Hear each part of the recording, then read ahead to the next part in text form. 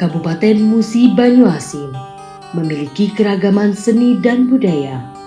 Petikan suara gitar yang merdu mempunyai ciri khas tersendiri bagi setiap lirik dan syairnya. Gitar tunggal batang hari 9 adalah salah satu kesenian musik tradisional yang cukup populer di telinga kalangan masyarakat Sumatera Selatan, salah satunya di Kabupaten Musi Banyuasin. Dan Muhammad Bai adalah salah satu penggiatnya.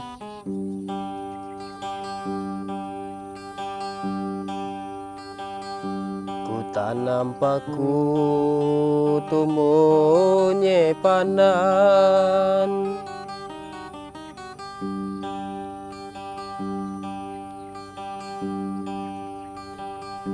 ku tanam paku ide tumbuh nyepanan, tumbuh nyepanan.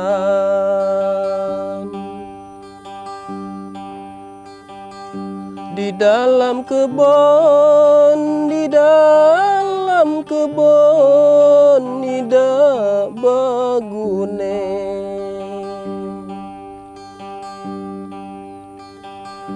Di dalam kebun, di dalam kebun, tidak bagune.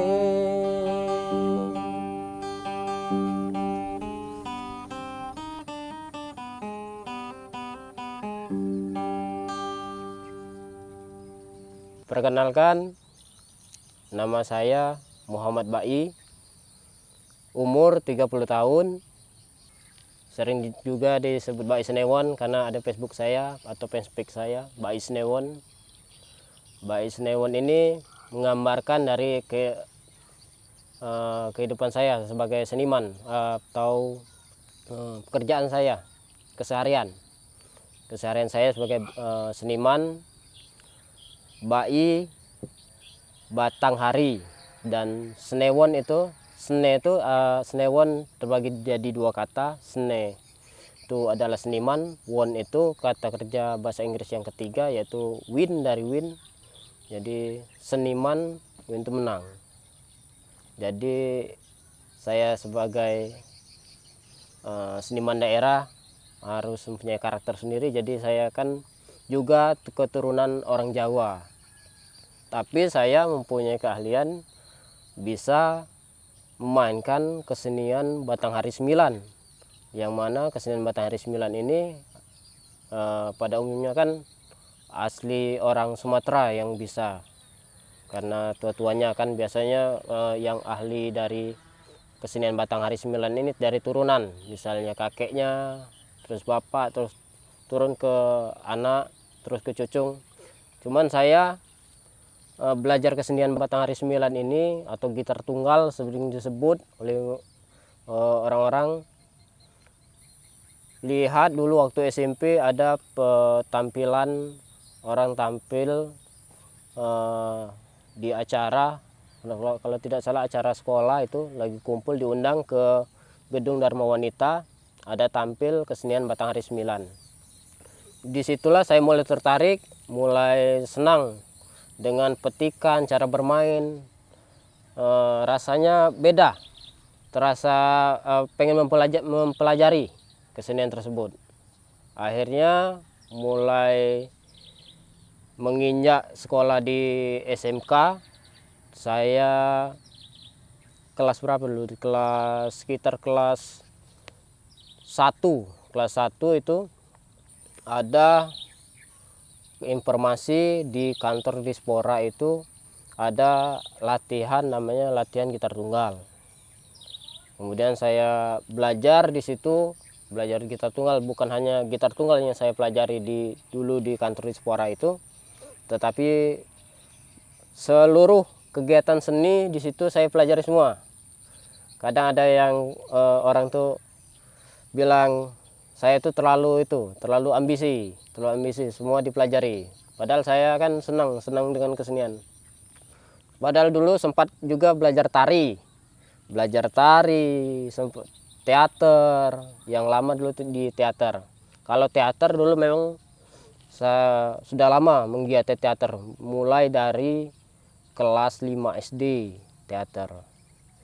Soalnya kan ada dulu dekat rumah tuh kawan yang ikut teater dulu di kantornya, kantor penerangan kalau tidak salah, kantor penerangan, belajar di situ.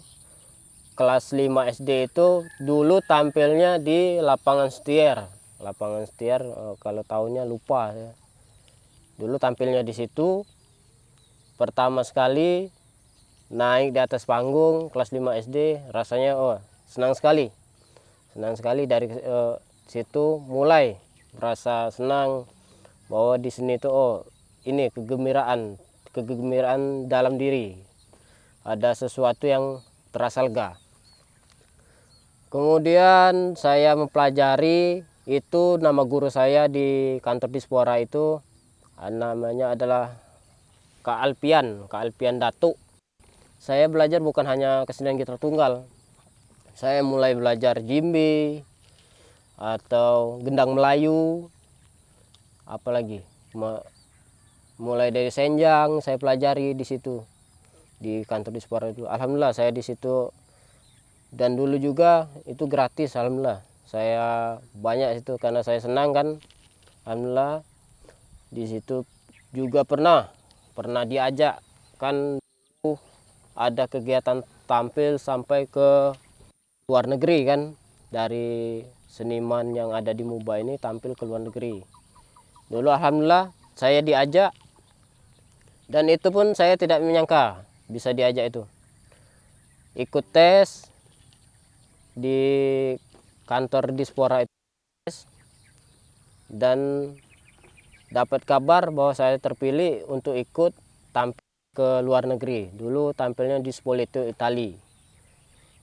Dan mulai dari situ semangat saya berkesenian tuh menjadi luar biasa. Semangat saya untuk menjadi itu berkesenian, bahwa kesenian ini rezekinya bukan main. Melihat saya kan dari orang yang tidak mampu, keluarga yang kurang mampu, jadi suatu yang kebanggaan luar biasa bisa sampai ke sana dari kesenian ini. Jadi prestasi yang pernah saya dapat yaitu dulu pernah mendapat tingkat pertama untuk tampilan gitar tunggal sekecamatan di Musi Banyu-Asin. Kemudian saya dapat ikut lagi, ada panggilan lagi, dipercaya alhamdulillah untuk mengikuti acara KTNA gitar tunggal tingkat kabupaten, yang mana di situ ada banyak, malahan ada juga senior saya yang jadi panutan saya kan saya seniman muda, jadi referensi itu kadang bukan hanya bertemu langsung sama guru, terkadang juga referensi saya itu dari video-video YouTube yang sekarang ada kan, video YouTube, video-video yang ada di Facebook. Jadi kadang ini orangnya sama seperti yang di Musirawas itu, Ibnu Majah. Bapak Ibnu Majah itu jadi referensi saya dalam mempelajari kesenian gitar tunggal. Jadi saya belajar gitar tunggal ini bukan hanya satu guru. Jadi alhamdulillah sudah dari dulu bertemu dengan Mang Alpian Sukarami, saya bertemu dengan guru saya Bapak Tarmizi Sidik. Nah, di Bapak Tarmizi Sidik inilah saya mulai permainan gitar tunggal saya, mulai yang dulunya biasa-biasa saja, alhamdulillah bertemu beliau ini permainan saya mulai berkembang. Jadi berkat beliaulah permainan gitar tunggal saya ini mulai banyak variasi, bahwa gitar tunggal ini polanya bukan seperti ini, monoton seperti ini, ada variasi-variasi lain. Ada irama ceria, ada irama gitar tunggal yang irama sedih kan. Jadi banyak macam, bukan terpaku bahwa gitar tunggal tuh irama nasib, sedih, malang terus, tidak. Berkat bertemu beliau bahwa terinspirasi bahwa kesenian gitar tunggal ini bukan hanya sedih, bermacam-macam. Kalau kita ingin dibuat sedih ya bisa sedih. Kalau kita ingin buat gembira, ada irama ceria yang buat kita gembira. Jadi luar biasa.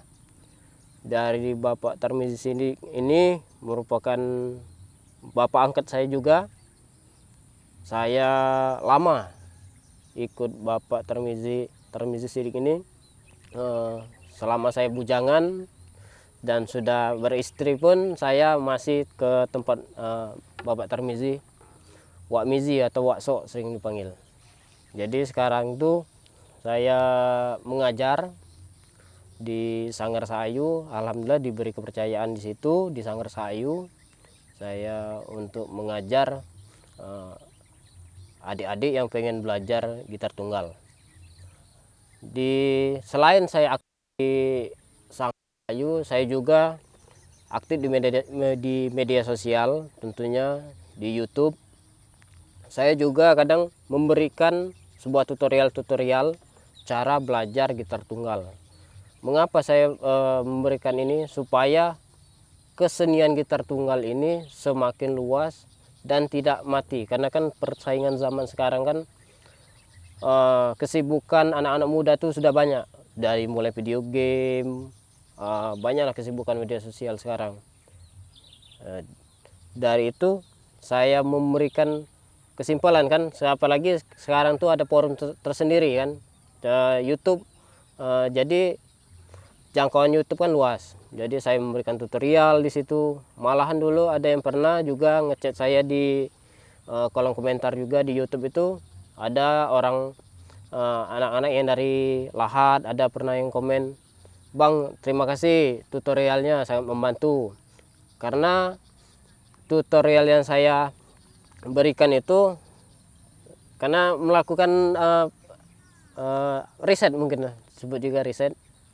Saya pelajari, oh irama ini rupanya stemanya sama dengan irama oki gitu, sama. Jadi saya berikan steman yang seperti itu. Jadi harapan saya ke depannya semakin banyak anak-anak muda khususnya di Kabupaten Musi Banyu Asin ini tahu tentang kesenian gitar tunggal ini. Dan kesenian gitar tunggal ini anak-anak muda ketika disebut petikan Batanghari 9, dia tahu itu petikan Batanghari 9. Karena irama Batanghari 9 kan di Moba ini ada irama yang memang khasnya irama dari Kabupaten Musi Banyu Asin. Tentunya irama mare-mare, irama iban-iban, dan memang kadang ada kemiripan sedikit-sedikit Batanghari 9, kesenian Batanghari 9 ini gitu, gitar tunggal. Petikannya tuh kadang irama pucuk pau ada kesamaan di tempat lain irama, apalagi ada paling berbeda sedikit. Kadang dari logat, dari petikan, karena setiap pemain gitar tunggal itu beda orangnya, kadang ada karakternya masing-masing setiap seniman tersebut.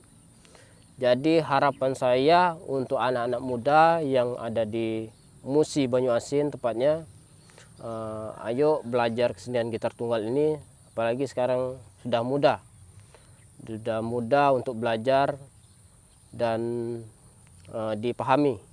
Apalagi sekarang saya di Sanggar Sahayu itu ada banyak anak-anak muda, kadang ketemu tuh, "Oh, Yung, aku belajar gitar tunggal tuh nyingok video kamu yang di YouTube tuh." Oh, alhamdulillah, berarti tersampaikan. Dan mulai di Sanggar ini saya bisa membina lagi mereka itu menjadi lebih, petikan itu bukan hanya di situ, tapi ada banyak-banyak petikan-petikan yang harus dipelajari. Apalagi yang harus dipertahankan adalah petikan asli dari Mubah, jangan sampai hilang. Sayang kalau hilang. Karena yang saya ketahui banyak irama-irama itu hilang, putus, atau tidak ada penerusnya karena orang tua atau pemain gitar tunggal tersebut tidak mewariskan kesenian tersebut pada orang lain, mungkin di situ, atau memang orang tidak tertarik dengan belajar kesenian gitar tunggal. Dari itulah saya menjadi seniman gitar tunggal ini bukan hanya saya tampil dari panggung ke panggung, tetapi saya mengikuti zaman. Jangan sampai ketinggalan zaman. Oh, gitar tunggal ada di YouTube, gitar tunggal ada di Facebook. Sekarang kan zamannya digital, jadi harus mengiringi. Karena saya juga orang masih muda kan, harus berkreasi, harus pintar-pintar. Harus pintar-pintar di zaman yang serba maju sekarang. Jadi jangan sampai hilang. Harapan saya itulah anak-anak muda, ayo kita belajar gitar tunggal, kesenian Sumatera Selatan ini. Karena gitar tunggal ini bukan hanya di Muba, tapi luas. Bukan hanya di kawasan Sumatera. Sering disebut juga Sumbangsel, Sumatera bagian selatan. Yaitu gitar tunggal ini kalau kita berjalan ke arah Sarolangun ada, arah Jambi. Terus arah Lampung juga ada, di arah Waikanan. Dan itu saya teliti, sering saya pelajari kan, karena saya aktif di dunia media sosial, sering saya pelajari bahwa petikan tuh hampir sama setiap daerah. Cuman apa yang membedakannya tuh adalah dialek, bahasa yang membedakan. Terus ada memang petikan yang asli dan harus dipertahankan dari tiap daerah.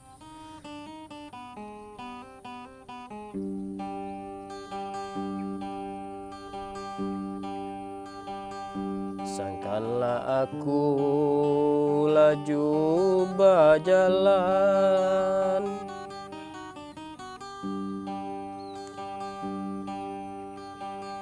sangkanlah aku laju berjalan, laju berjalan.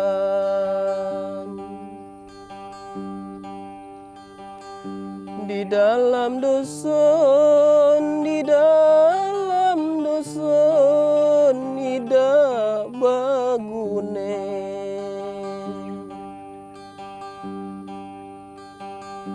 Di dalam dusun, di dalam dusun, tidak bagune.